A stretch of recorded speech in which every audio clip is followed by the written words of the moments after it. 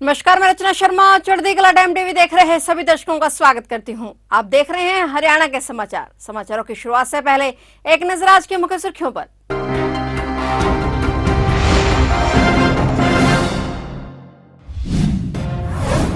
रेवाड़ी में बनेगा देश का 22वां एम्स, पीएम मोदी करेंगे शिलान्यास। हरियाणा में कई प्रोजेक्ट्स की शुरुआत करेंगे पीएम।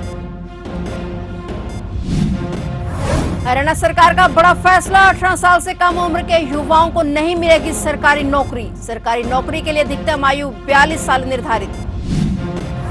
हरियाणा ने जारी किए पराली जलाने के आंकड़े, 3 दिन में पंजाब में आए 5141 केस। कृषि मंत्री बोले, मान साहब पानी मांगा है, धुआं नहीं।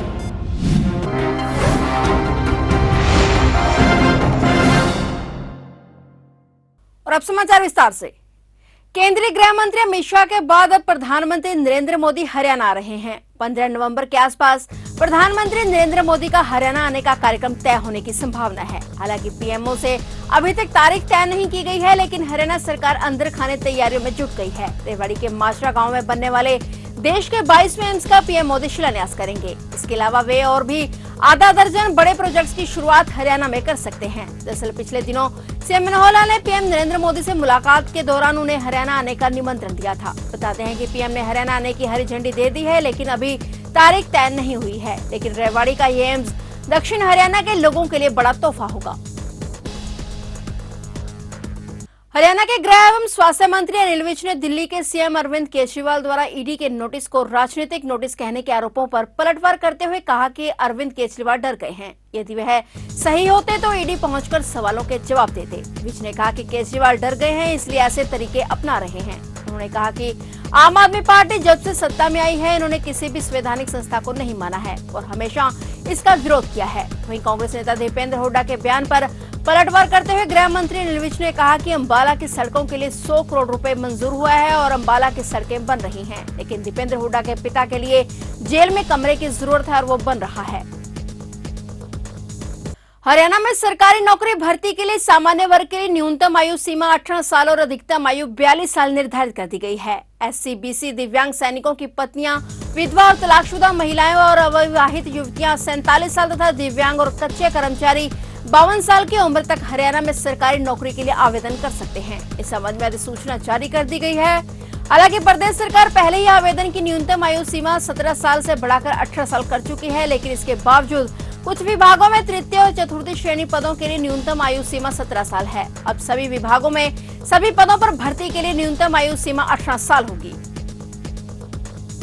प्रिंसिपल पर लगे 60 छात्राओं से छेड़छाड़ के आरोप, महिला आयोग ने की 24 घंटे में गिरफ्तारी की मांग। जी हां, इस गंभीर मामले को लेकर महिला आयोग पर चेयरपर्सन रेणु भाटिया ने प्रेस वार्ता बुलाई। हरियाणा पंचकुला महिला आयोग द्वारा छेड़छाड़ मामले में कई बड़े खुलासे किए गए। उन्होंने प्रेस वार्ता में बताया कि जिला पुलिस द्वारा लगभग 15 दिन बीत चुके हैं, कोई बड़ी कार्रवाई नहीं की गई है। महिला आयोग की रेणु भाटिया ने पुलिस की कारगुजारी पर सवालिया निशान खड़े करते हुए स्कूल में स्कूली छात्राओं को पुलिस पर प्रेशराइज करने के गंभीर आरोप लगाए गए। उन्होंने डीजीपी हरियाणा को स्कूल की 50 छात्राओं द्वारा प्रिंसिपल के खिलाफ दी गई शिकायत पर मामले की तफ्तीश कर कड़ी से कड़ी कार्रवाई करने की मांग की है।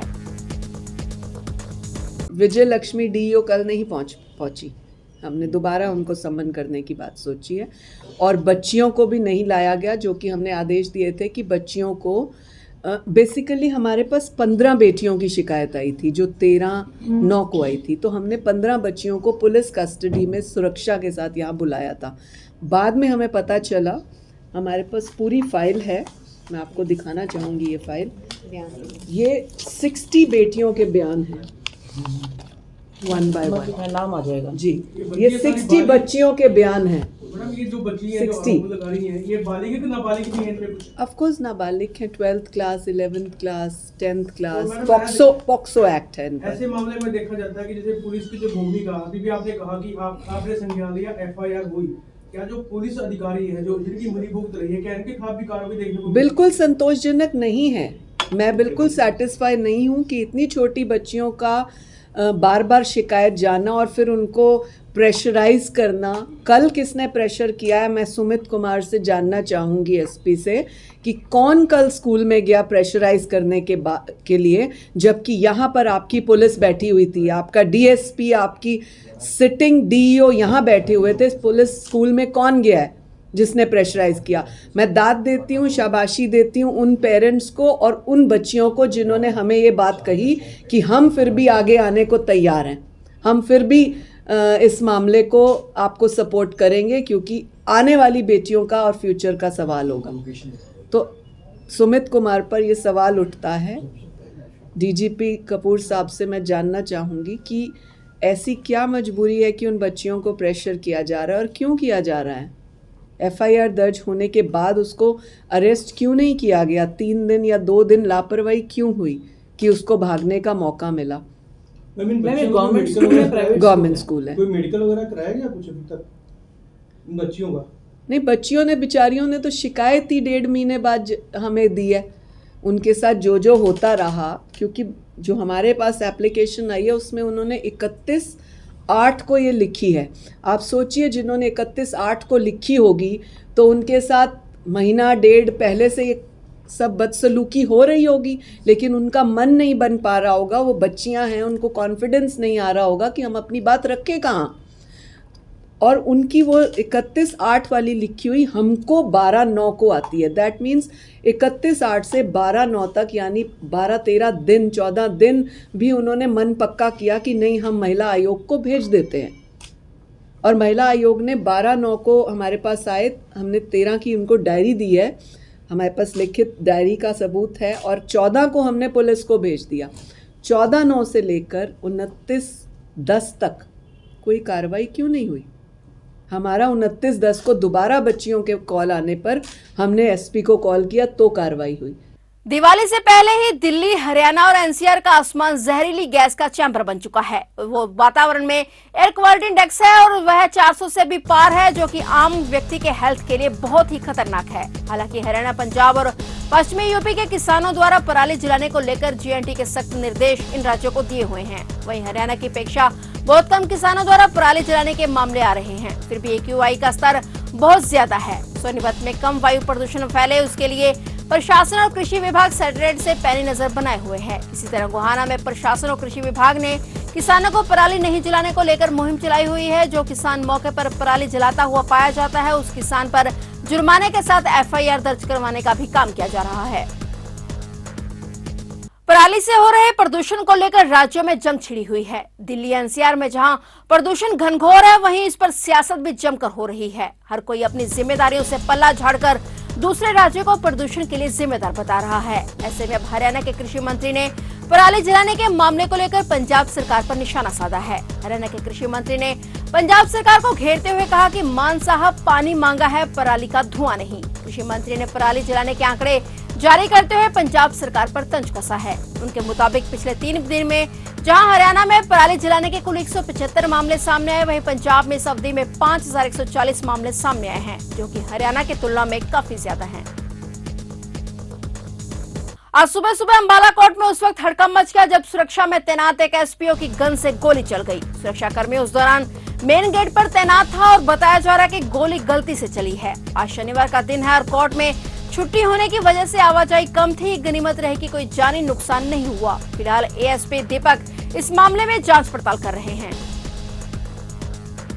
कैथल में दुकानों से कपड़ा चोरी की वारदात को अंजाम देने के मामले में स्पेशल डिटेक्टिव यूनिट द्वारा 2 आरोपियों को काबू कर लिया गया है। प्रेस वार्ता दौरान डीएसपी मुख्यालय उमेश सिंह ने जानकारी देते हुए बताया कि जिला कुरुक्षेत्र के गांव थाना निवासी प्रवीण कुमार की शिकायत के अनुसार मेन बाजार सीवन में उनके रेडीमेड कपड़ों की दुकान है और जहां 27 अक्टूबर की रात अज्ञात व्यक्ति दुकान से पैंट शर्ट, लेडीज सूट और करीब 50,000 रुपए नकदी चुरा ले गए, जिस बारे में थाना सीवन में मामला दर्ज किया गया था। मामले की जांच स्पेशल डिटेक्टिव यूनिट प्रभारी पीएसआई अमन की अगुवाई में टीम द्वारा करते हुए आरोपी पंजाब के संगरूर निवासी अर्जुन और नीरज को काबू करके गिरफ्तार कर लिया गया।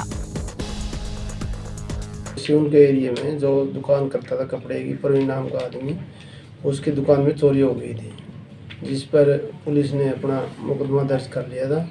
और इसमें एक स्पेशल स्टाफ में अपने एसआई प्रदीप कुमार के नेतृत्व में एक टीम गठित की थी और टीम द्वारा अपने सोर्स के तहत उन्होंने 2 आरोपियों को गिरफ्तार किया है, जिसमें एक आरोपी का नाम अर्जुन है, एक का नाम है नीरज। और अर्जुन से प्रारंभिक पूछताछ पर उसने कम से कम 7 चोरियाँ कबूल की है, जिसमें से एक अपने छात्रावास रोड पर कैथल, 2 अम्बाड़ा की चोरी है और एक उसने गाड़ी जो पीजीआई से अपने बुक कराई थी और रास्ते में ड्राइवर को नशा देकर ड्राइवर को घेर कर गाड़ी भगा के ले गया था, एक वो भी शामिल है। इसके माध्यम से उसने अर्जुन ने वहाँ एक संगरूर के अंदर अपना कोई कमरा किराया भी लिया हुआ है और उसमें ये कपड़ा का कमीशन का काम भी करते हैं, कपड़ा बेचते हैं, चोरी किया हुआ कपड़ा और नीरज बेचता वहाँ पर। तो कहाँ के रहने वाले हैं सर, और क्या इन्होंने जो मामले दर्ज हैं इनके पहले? कितने मामले दर्ज हैं सर, कहाँ के रहने वाले? ये पंजाब के रहने वाले हैं और दन्नू वहीं के हैं। और ये एक के खिलाफ तो उसने बोला, हमारी जो प्रारंभिक पूछताछ में 7 मुकदमे इसने माने हैं। मैंने 7 जगह अलग अलग जगह पे चोरी की हुई है, जिसमें से हमारी तो सीवन की रिकवरी भी हो चुकी है इससे।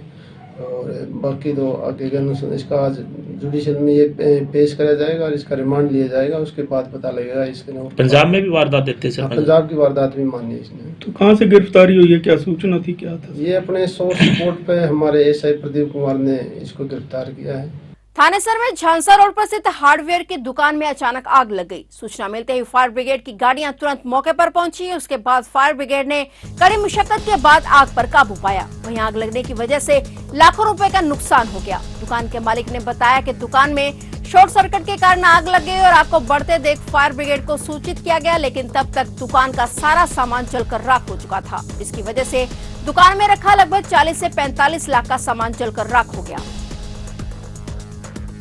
हवा में बढ़ रहे प्रदूषण का असर अब अस्पतालों में भी साफ दिखाई देने लगा है। इस समय जींद जिले की हवा में प्रदूषण का स्तर 456 पर पहुंच गया है, जो कि मानव स्वास्थ्य के लिए बहुत हानिकारक है। यह स्तर रेड जोन में आता है। इसके चलते नागरिक अस्पताल में शुक्रवार को मरीजों की भारी भीड़ रही और इससे अधिकतर मरीज एलर्जी, आंखों में पानी आने और सांस के रहे हैं। और आमतौर पर नागरिक अस्पताल की ओपीडी 1400 के आसपास रहती है, लेकिन पिछले 2 दिनों में ओपीडी 1700 तक पहुंच गई। अकेले 17% ओपीडी केवल आंखों में जलन, सांस लेने में परेशानी वाले मरीजों की है। हवा में प्रदूषण इस कदर बढ़ गया है कि जींद स्मोक की चादर से ढका लग रहा है। ग्रामीण क्षेत्रों में तो सुबह के समय सड़क पर दृश्यता बेहद कम रही। तो ये थे हरियाणा के समाचार। और नए समाचारों के साथ फिर से हाजिर होंगे, तब तक के लिए देखते रहिए चढ़ती कला टाइम टीवी।